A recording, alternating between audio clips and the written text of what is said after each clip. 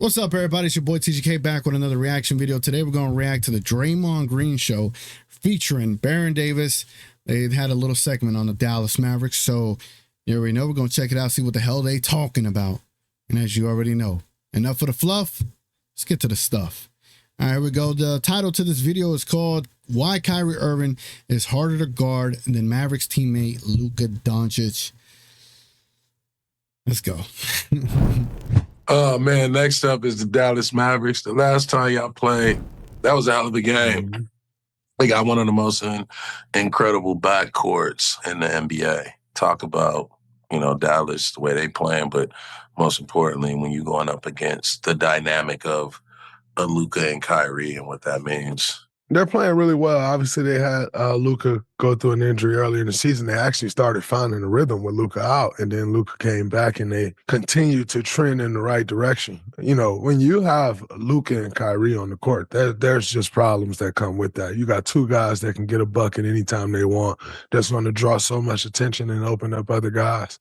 That it makes that team a very difficult team to guard. You see, like OKC the other day was like, we're not letting Luka beat us. We're going to make everybody else beat us, and they had some success with it. I do figure I said that as well. You know what I'm saying? So you tell me and Draymond have the same perspective. Okay, before they get into it, I can see I can see the title that Kyrie is harder to guard than Luka. Yeah, I can see that.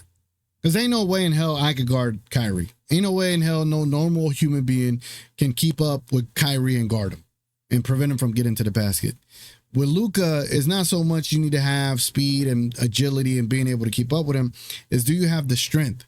And Luka's going to overpower you for the most part. And so is it easier to try to utilize your strength and hope that he misses, or easier to try to keep up with someone and to try to stop them from getting to the basket on a sure shot? I think in that perspective, it's easier to guard Luka if it's like a one-on-one kind of situation.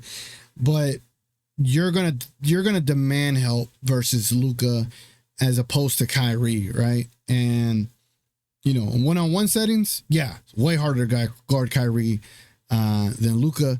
In a team setting, you don't want Luka to get a bucket or get a shot at a shot attempt, or he's going to kill you, right? So I can see it, though. In a one-on-one setting, definitely Kyrie is way harder to guard than Luka Doncic. And I'm speaking specifically for me because I ain't going to keep up with no fast, shifty guard. I got a better chance keeping up with the slower guy that decelerates and use my strength and try to stop him, which I will not. Anyway, let's continue. Ultimately, when you're facing guys like that, that's kind of the decision you usually have to make. Are we going to make Luka and Kyrie beat us? Or are we going to do all we can to take those two guys out and make everybody else beat us? And that's kind of what it boils down to. Everybody have their theory. I don't think one theory is right or wrong. I think, you put that theory in place, and then who's the guys that's going to go out there, compete, and execute it?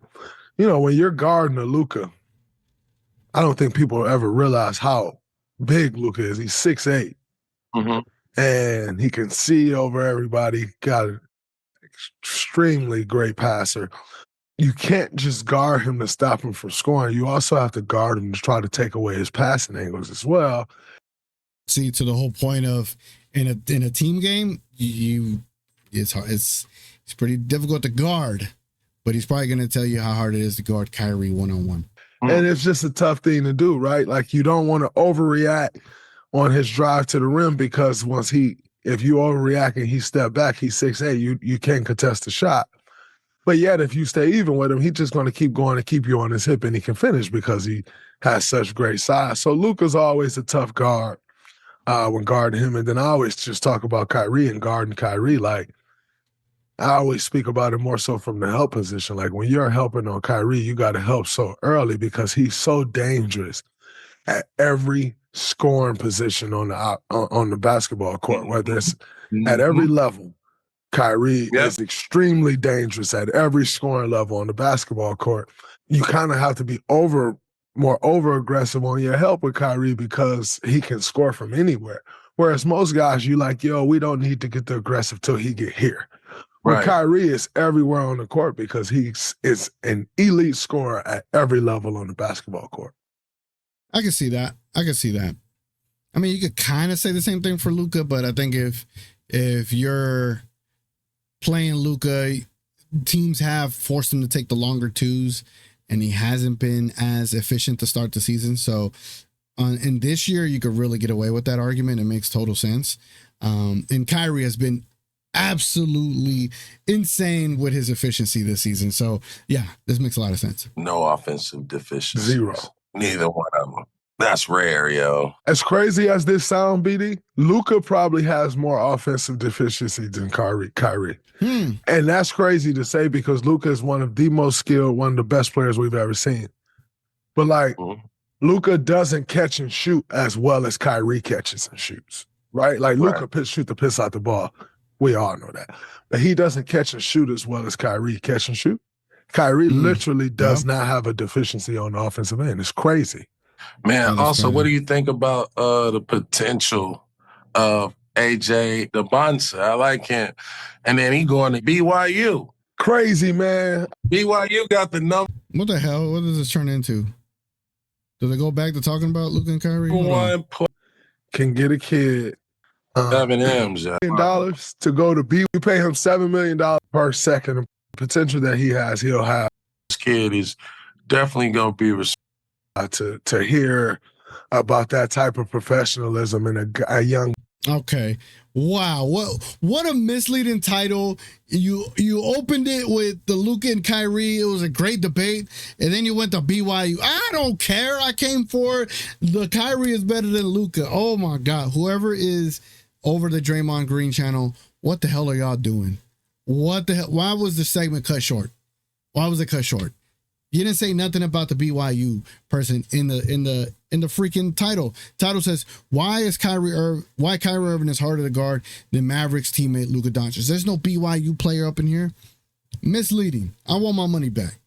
Anyway, man, let me know what y'all think about this whole Kyrie better offensively than Luka. I think skill-wise, you could say that. You could say that, all right? Skillfully, yes. As far as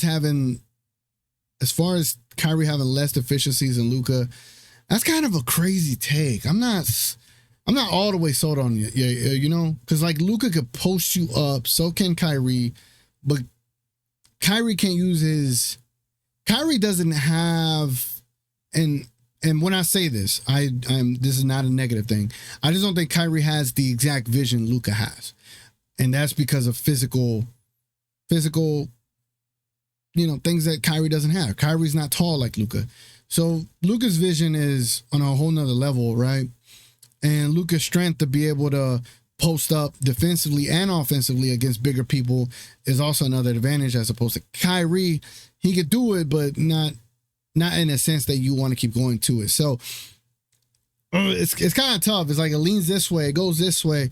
But I think it kind of balances out in a way, and that's why they're great teammates to be on the Dallas Mavericks. So I think it's a bit of a crazy take. I wish they would have deep dived a little bit more into it, like I just did. But anyway, man, let me know what y'all think in the comments below. Who's less efficient, less deficient, or who doesn't have deficiencies, whatever the case may be. Anyway, man, it's been your boy TGK. Consider subscribing, liking the video, all that good stuff. Consider becoming a member as well. Until next time, we out.